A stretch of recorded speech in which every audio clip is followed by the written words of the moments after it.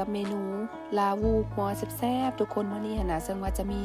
วิธีการแล้วก็ขั้นตอนอันใดแนวใดแดงสิเฮาก็ไปเบิ่งน้ำกันดังในคลิปเลยเนาะทุกคนเนาะอันนี้ก็หลักๆเฮาจะใช้เป็นเนื้องัวแบบนี้เนาะงัวติดเอ็นหน่อยนึงแบบนี้ก็จะแซ่บเวลาที่ว่าเฮาเฮ็ดลาวูเนาะแล้วต่อไปก็คือจะมีในส่วนของเกลือน้ำตาลแป้งนัวแล้วก็จะมีซีอิ๊วที่เป็นซีอิ๊วขาวหรือซีอิ๊วฟ้าเขียวก็ได้ซอสหอยพริกไทยอย่างต่างๆพวกนี้เราก็จะมา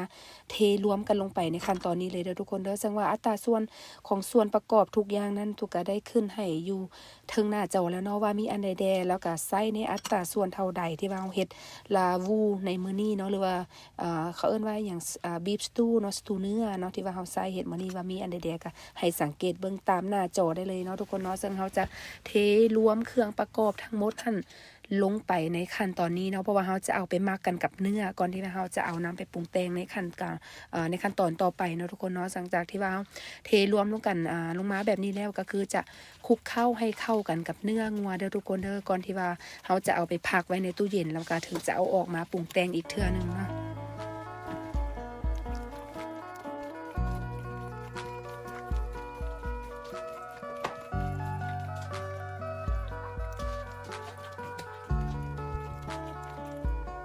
หลังจากที่คลุกเข้าแบบนี้แล้วขาดบ่ได้เลยทุกคนก็คือเบกกิ้งโซดาหรือว่า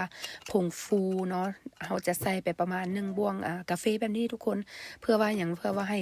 จะช่วยเวลาที่ว่าเราไปต้มจะช่วยให้เนื้องัวของเราอ่อนนุ่มเปื่อยนุ่มได้ไวเนาะทุกคนเนาะอันนี้คือสำคัญเลยต้องได้ใส่เนาะ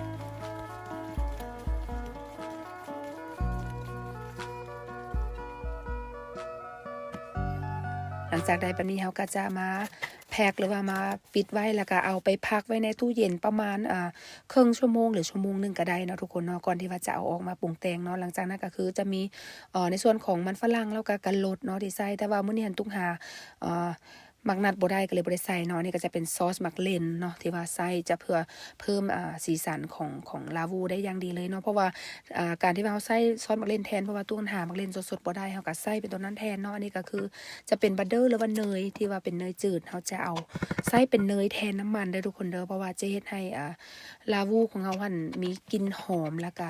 หอมมันแซ่บเนาะเนี่ยก็จะมาคั่วมาเอิ้นว่าแนวใดมาละลายให้เนยละลายก่อนเนาะทุกคนเนาะในขั้นตอนนี้ก่อนที่ว่าเราจะเอา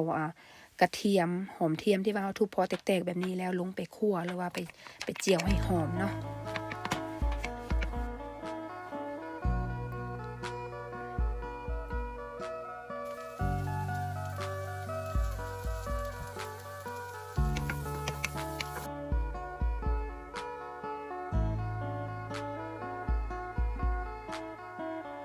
ก็จะคั่วไปเรื่อยๆจนกว่ากระเทียมของเรามันจะเริ่มแห้งเริ่มแห้งอะไรทุกคนเริ่มเหลืองๆแล้วก็จะมีกลิ่นหอมแล้วถึงจะเอาในส่วนของเนื้อที่ว่าเราหมักไว้เนาะที่เราพักไว้ในตู้เย็นหั่นล่ะลงมาผัดลงมาคั่วให้เข้ากับเนยเนาะเพื่อจะได้มีกลิ่นหอมแล้วก็แซ่บได้นี่ทุกคนการที่ว่าเราใส่เนยแทนน้ำมันแบบนี้เนาะ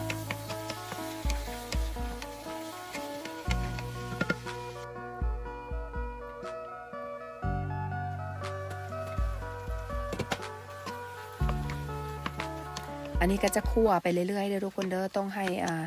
เนื้องัวของเรามันเริ่มแห้งเริ่มสุกพู้นแหละเนาะต้องเราถึงจะใส่ในส่วนประกอบอื่นๆนั้นลงไปตามหลังอันนี้ก็คือต้องปิดฝาแล้วก็คั่วไปเรื่อยๆเนาะคั่วไปจนกว่าเนื้อจะสุกจะแห้งพู้นล่ะ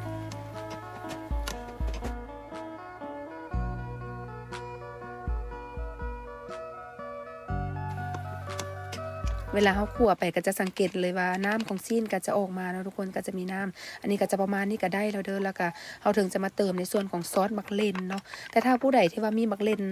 สดๆนั่นมักเล่นใหญ่เอามักเล่นเฮ็ดก็ได้ทุกคนแล้วส่วนถ้าว่าหามักเล่นสดบ่ได้เขาก็ใส่เป็นซอสมักเล่นแบบนี้แทนก็ได้คือกันเนาะก็แซ่บแล้วก็สีก็ออกมาก็งามคือกัน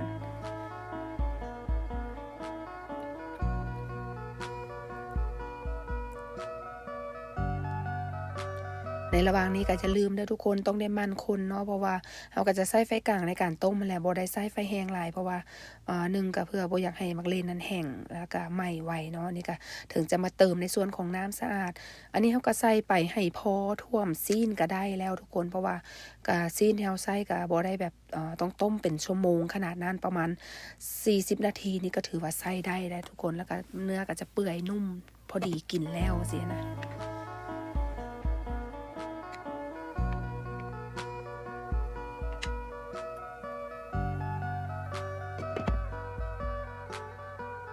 ต้มไปจนกว่าน้ำจะแห้งอะไรทุกคนน้ำก็เริ่มแห้งลงแล้วก็ซีนของเขาก็เริ่มสุกปุ่นได้เขาถึงจะมาใส่ในส่วนประกอบตัวอื่นที่เราเตรียมไว้ลงไปเนาะนี่ต้องค่อยๆต้มไปก่อนต้องใจเย็นๆเวลาเฮ็ดลาวูหรือว่าบีฟสตูแบบนี้มันต้องใช้เวลาทุกคนเพราะว่าถ้าไว้หลายมันก็เนื้อมันก็จะบ่นุ่มบ่แซ่บนะเนาะเพราะว่าเนื้อเขาเปื่อยแล้วถึงจะมาใส่ในส่วนของมันฝรั่งลงไปส่วนกะรดหันเฮาจะไปใส่ในท้ายๆพุ่นอีกเพราะว่ากะรดจะสุกไวกว่ามันฝรั่งเพราะว่ามันฝรั่งเขาจะได้ใช้เวลาในการต้มโดนหน่อยนึงเนาะก็เลยใส่ตัวนี้ลงไปก่อน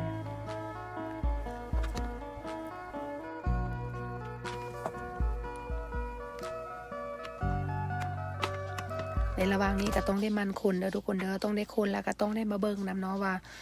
มันฝรั่งเฮามันสุกเปื่อยได้ทีแล้วบ่สิเฮาถึงจะมาใส่ในส่วนของ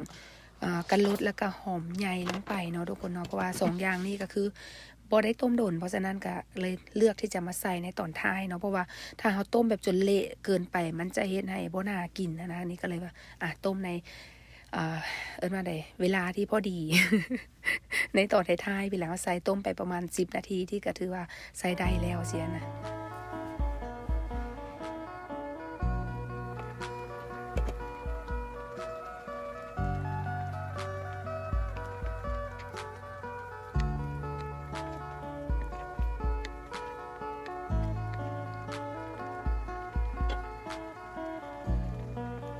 อันนี้ก็หลังจากที่ว่ากะรดแล้วก็มันฝรั่งเขากับเริ่มเปื่อยได้สุกได้ทีแล้วถึงจะมาใส่ในส่วนของ